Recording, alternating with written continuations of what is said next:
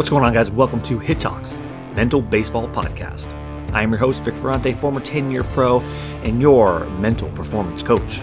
Here we are dedicated to helping you perform your best when it matters most through mastering the skills of mental performance.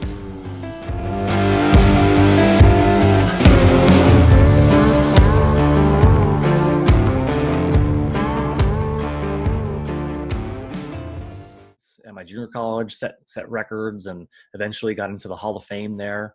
So fast forward again, my sophomore year, I got drafted 15th round by the Colorado Rockies. And then that's when I had joined up with Michael McHenry, one of your former guests. Did pretty well there too. But again, there was that underlying theme, attitude, temper. And, I've said it before, I was like, it's kind of like it was like a blessing in disguise that I showed my frustration, because I wouldn't have got away with it. Eventually I wasn't going to be able to get away with it. So it had to be addressed, whether it's by an organization. They're saying, hey, we got to figure out what's going on. We got to get you some help. Or personally say, you know what, I can't have relationships with people and be so like explosive over things that are just so minute,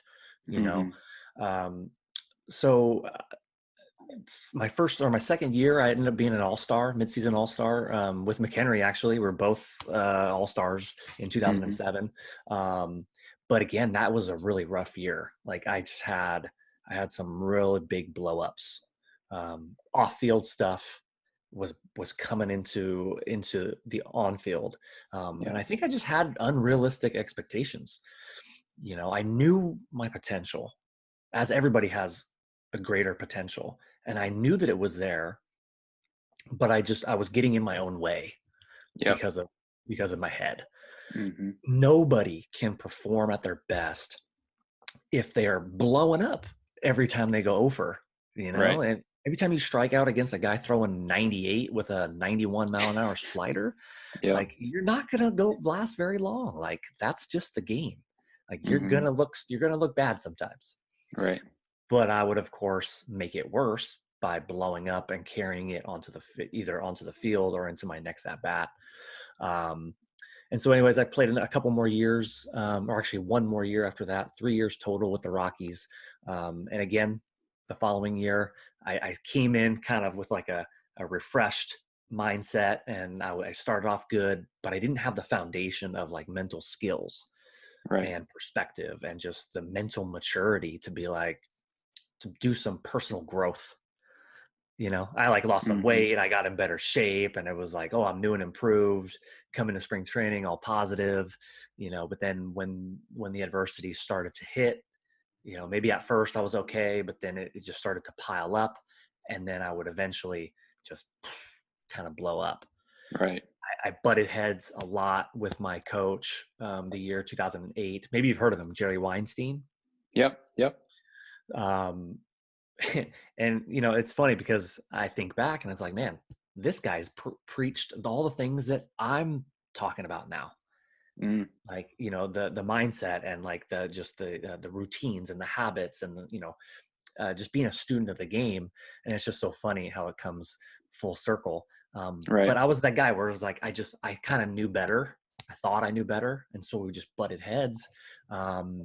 And I would make excuses. I would blame. I wouldn't take accountability for my own faults, and basically I just wasn't very mature. I wasn't as mature as I thought I was. Anyways, then following spring training, I ended up getting released. And then I got into independent baseball, and then I bounced around for like another 7 years. First year, I had a great year in independent ball. Never got picked up. Following year, got injured like early in the season, and from that point on, I was never really the same.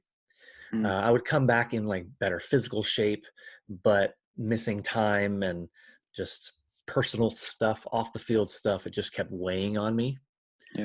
To the point where I could no longer really match up to the player that I was, at least in terms of like performance.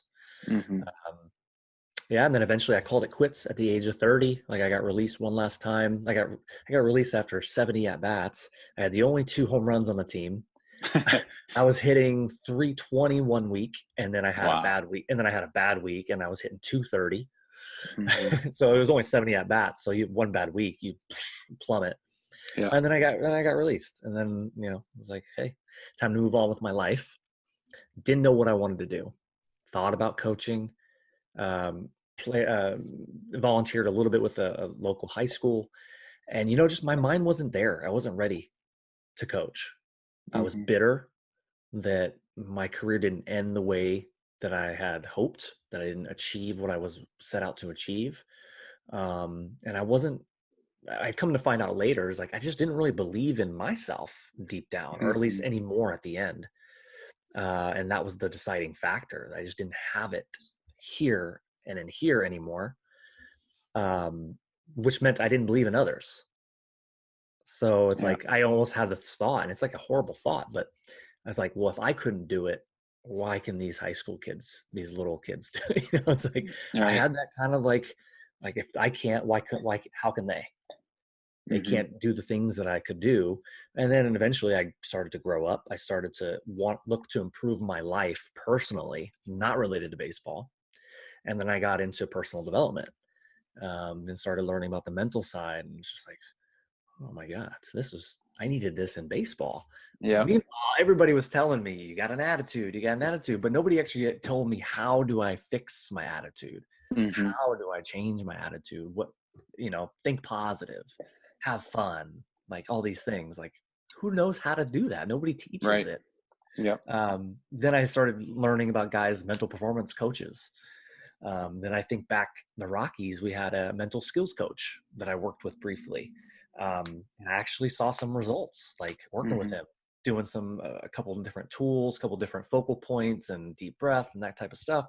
And actually hit 300 for a month and made the All-Star team that Wow. year.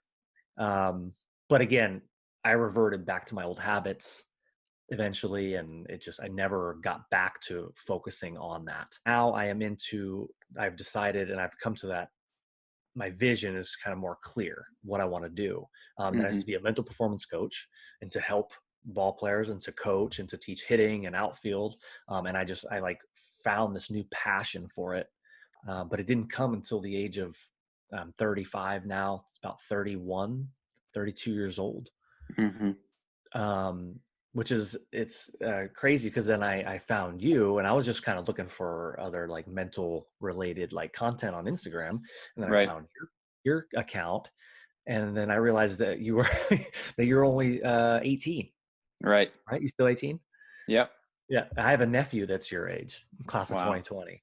Mm-hmm. So I was just like, what? No way. This kid is like, you've got it, man. You're on the right track. I mean, to be at your age and to see the power of the mental side in baseball and in life, like it's a huge head start on, not like it's a competition, but you're way ahead of kids your age. So I'm pretty impressed with that, and looking, interested to hear more about you and your story.